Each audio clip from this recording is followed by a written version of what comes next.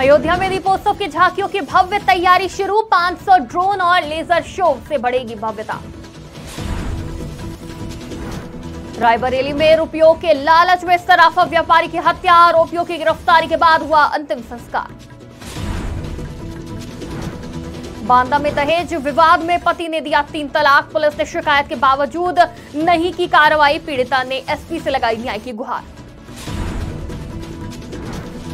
Saharanpur railway station से अपहरण हुई बच्ची बरामद। पिता ने रची थी बच्ची के अपहरण की साजिश। पुलिस ने सीसीटीवी फुटेज के आधार पर 3 आरोपियों को पकड़ा। नमस्कार, आज की खबर में आपका स्वागत है। मैं हूं आपके साथ शिखा मेहरोत्रा। शुरुआत करते हैं उत्तर प्रदेश खबरों की। अयोध्या में दीपोत्सव की तैयारियां जोरों पर है। प्रशासन पूरी मुस्तैदी से जुटा हुआ है और बाहर से आए कलाकार भी अपनी झांकियों को अंतिम रूप दे रहे हैं। साकेत महाविश्वविद्यालय में रामायण पर आधारित भव्य झांकियां तैयार की जा रही हैं, जो दीपोत्सव के दौरान सड़कों पर निकलकर अपनी अद्भुत छटा बिखेरेंगी। राम की पैड़ी पर 500 ड्रोन और लेजर शो का दृश्य उत्सव का मुख्य आकर्षण होगा, जो अयोध्या की सांस्कृतिक समृद्धि को अद्वितीय रूप में प्रस्तुत करेगा। दीपोत्सव की तारीख नजदीक आ गई है और उसको लेकर के तैयारियों की अगर हम बात करें तो तैयारियां जो है जोरों शोरों पर चल रही हैं। यहाँ पर जो उच्च अधिकारी हैं उन्होंने भी अपनी कमर कस ली है, क्योंकि प्रभु श्री राम लला का मंदिर बन के तैयार हो गया है। भव्य मंदिर में प्रभु श्री राम लला विराजमान हो गए हैं। उसको लेकर के ये दीपोत्सव खास रहने वाला है। पहला दीपोत्सव होने वाला है राम मंदिर बनने के बाद। उसको लेकर के देश ही नहीं पूरे दुनिया से जो दर्शनार्थी हैं वो अयोध्या आ रहे हैं और आने वाले भी हैं, क्योंकि इस बारी का दीपोत्सव जो है वो बहुत खास होने वाला है और बहुत भव्य होने वाला है। पीछे देख सकते हैं ये इस तरीके की मूर्तियां जो है वो लगातार यहाँ पे जो है वो काम जो है वो दिनों रात चल रहा है। दिनों रात यहाँ पे जो आर्टिस्ट हैं वो मेहनत करते हुए मूर्तियों को सजा रहे हैं, संवार रहे हैं, क्योंकि तारीख जो है वो नज़दीक आ रही है। और उसको लेकर के 500 ड्रोन जो हैं वो अपने क्या नाम है दीपोत्सव में जो राम की पैड़ी पर छठा जो है वो बिखेरने वाले हैं 500 ड्रोन के साथ में। और इन क्या नाम है कलाकृतियों को देख के जो यहाँ पे झांकियाँ हैं वो निकलेंगी, उसको देख के लोग जो है बाहर से जो आने वाले हैं वो मंत्रमुग्ध होने वाले हैं, क्योंकि प्रभु श्री राम लला की जो यहाँ पे दीपोत्सव है वो मनाया जाएगा। प्रभु श्री राम लला अपने घर में आ गए हैं, उसको लेकर के तैयारियाँ जो हैं जोरों शोरों पर यहाँ पे चल रही हैं। वीडियो जर्नलिस्ट सुधांशु सहानी के साथ मैं शक्ति ठाकुर। दीपोत्सव की रायबरेली के उचहार में सराफा व्यापारी शोभित कौशल की हत्या का पुलिस ने खुलासा किया है। मुख्य आरोपी धर्मेंद्र ने रुपए के लालच में साथी गुलाब के साथ मिलकर शोभित को ऑर्डर दिलाने के बहाने जंगल में बुलाकर हत्या कर दी। पुलिस के मुताबिक धर्मेंद्र शोभित के पिता से लेन देन करता था। हत्या के बाद दुकान लूटने की योजना थी। परिजनों ने आरोपियों की गिरफ्तारी की मांग पर अंतिम संस्कार से इनकार किया। पुलिस के लिखित आश्वासन के बाद शव का अंतिम संस्कार किया गया।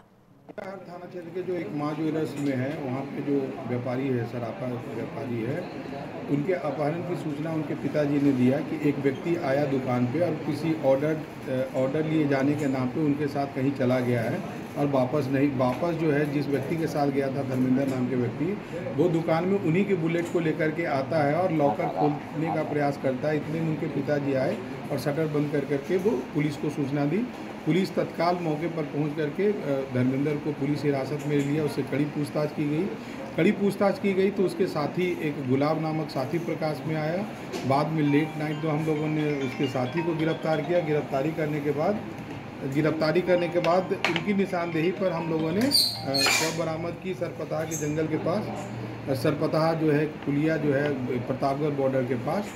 और इसको जो हम लोगों ने खुलासा किया है, घटनाक्रम इस प्रकार है कि जो अभियुक्त है धर्मेंद्र, वो रेहन पर गहने कुछ रखा था 2 से 3 महीने के बाद। इससे जो है उनके व्यापारी से संपर्क में आया। थाना बांदा के तिंदवारी थाना क्षेत्र में एक महिला ने अपने पति के खिलाफ 3 तलाक का मामला दर्ज कराया है। आरोप है कि पति ने शादी में मिले दहेज को बहन की शादी में देने से मना करने पर 3 तलाक दे दिया। पीड़िता को दहेज विरोध करने पर घर से निकाल दिया गया और पुलिस में शिकायत के बावजूद कोई कार्रवाई नहीं हुई। आज पीड़िता ने पुलिस अधीक्षक से मिलकर न्याय की गुहार लगाई है। महिला की शादी 5 साल पहले हुई थी। आज जनपद बांदा थाना तिंदवारी क्षेत्र अंतर्गत एक महिला जो है अपनी मां के साथ पुलिस अधीक्षक कार्यालय में उपस्थित हुई है और उसके द्वारा अवगत कराया गया है कि उसका पति से विवाद चल रहा था, इसी जो माननीय न्यायालय में विचाराधीन है। इस दौरान उसके पति के द्वारा जो उसको 3 तलाक कह करके उसको जो है परेशान किया गया है, उसकी तहरीर प्राप्त हुई है और उचित धाराओं में अभियोग पंजीकृत कर जो भी अग्रिम विधिक कार्रवाई है की जा रही है। और जनपद बांदा समस्या लेकर आए थे। इन्होंने हमारे शौहर ने हमें 29 को तलाक दे दिया था जब कोर्ट से बाहर तारीख करके लौट रहे थे हम।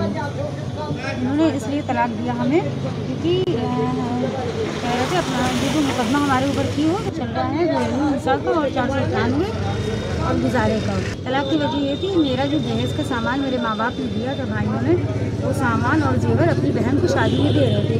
उन्होंने कहा कि हम सब दे देंगे। जब इसके लिए मैंने कहा कि नहीं तुम नहीं दोगे, मेरा सामान मुझे वापस करो, तो उन्होंने तलाक दे दिया हमें, 3 बार तलाक दे दी। यहाँ पे सहारनपुर रेलवे स्टेशन से अपहरण हुई 2 साल की बच्ची नायरा को जीआरपी पुलिस ने बरामद कर लिया है। शुक्रवार को हावड़ा मेल ट्रेन में सो रही बच्ची को बुरके में सवार 2 महिलाएं चुरा कर ले गई थी। पुलिस ने सीसीटीवी फुटेज और 500 कॉल डिटेल के आधार पर जांच की और बच्ची के पिता को गिरफ्तार किया। पता चला कि उसने अपनी मां और बहन के साथ मिलकर अपहरण की साजिश रची थी। सभी आरोपी गिरफ्तार कर जेल भेज दिए गए हैं। पूरा प्रकरण ये है कि हावड़ा अमृतसर मेल से एक 2 साल की बच्ची चोरी हो गई थी। इस प्रकार की सूचना उनके परिजनों के द्वारा थाने पे दी गई, जिस पर की तफ्तीश शुरू की गई थी। लगभग 500 सीसीटीवी कैमरों से खोजबीन करने के बाद लुधियाना रेलवे स्टेशन से उस 2 साल की बच्ची को 48 घंटे के अंदर हमारी पुलिस टीम के द्वारा बरामद कर लिया गया है। इसमें जो अपहृता बालिका थी उसके पिता अपनी पत्नी से तलाक चाहते थे और जिसके चलते जो है उन्होंने अपनी माता और उनकी बहन के साथ मिल करके इस घटना को अंजाम दिया था।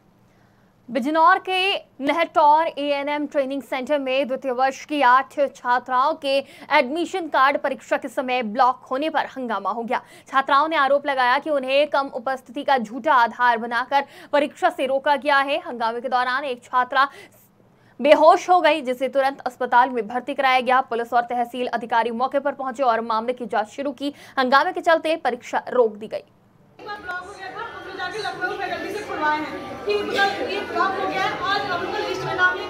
ये रहा हमारे पास एडमिट कार्ड, इस पे डेट भी है। हम 8 बच्चियां हैं, हमारा एडमिट कार्ड इशू हो गया फैकल्टी से 2 बार। अगर अटेंडेंस का ही ड्रामा है तो फैकल्टी 2 बार एडमिट कार्ड इशू क्यों करेगी? आप अटेंडेंस का पूरा रिकॉर्ड चेक करवा लीजिए, हम बेफिक्र हैं, आप चेक करवाइए। रात अपनी मोहर और सिग्नेचर हमारे एडमिट कार्ड पर करके रखे हैं। रात हमारे एडमिट कार्ड जानबूझकर रुकवाए गए हैं जिससे पेपर ना दें और बोल रहे हैं किसी से कि बच्चों से पर्सनल दुश्मनी है।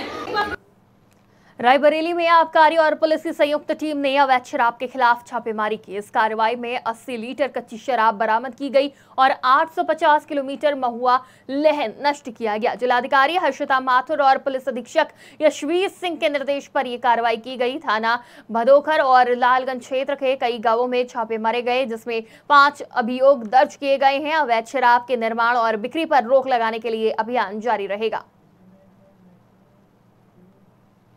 सहारनपुर में सदर बाजार पुलिस ने शनिदेव मंदिर में चोरी करने वाले शातिर चोर को गिरफ्तार किया है। आरोपी ने चांदी का मुकुट और 1 किलो वजनी नाग देवता की मूर्ति चुराई थी। चोरी की वारदात सीसीटीवी कैमरे में कैद हो गई थी। एसपी सिटी अभिमन्यु मांगलिक ने नेतृत्व में बनाई गई टीम ने हजारों सीसीटीवी फुटेज के आधार पर सुल्तान नामक आरोपी को गिरफ्तार किया है, जो उत्तराखंड का निवासी है। आरोपी को जेल भेज दिया गया है। चौकी कैंप में एक रेलवे स्टेशन के पास मंदिर है, जिसमें शाम को एक वीडियो भी वायरल हुई थी, जिसमें एक चोर जो नाग देवता है उनको चोरी करके वहां से ले गया था। उसके बाद इसमें स्थानीय पुलिस ने तुरंत कार्रवाई करते हुए मुकदमा दर्ज किया। इसमें सीसीटीवी भी काफ़ी ट्रैक किया गया। सीसीटीवी में ये भी देखा गया था कि ये जो चोर है वो बहुत होशियारी से नाग देवता को अपने बैग में रख के ट्रेन पकड़ के वो दूसरे उत्तराखंड की देहरादून और हरिद्वार की तरफ भी जाता हुआ दिखाई दिया। इसमें सर्वेलेंस के माध्यम से हमने इसका पूरे मूवमेंट पे निगरानी रखी और जैसे ही वापस सदर बाजार थाना क्षेत्र आया, इसको तुरंत नागदेवता के साथ गिरफ्तार कर लिया है। इसके पास से अवैध तमंचा और चोरी के कुछ उपकरण भी बरामद किए गए हैं। उत्तर प्रदेश की खबरों में फिलहाल इतना ही। देश और दुनिया की तमाम खबरों के लिए देखते रहिए आज की खबर।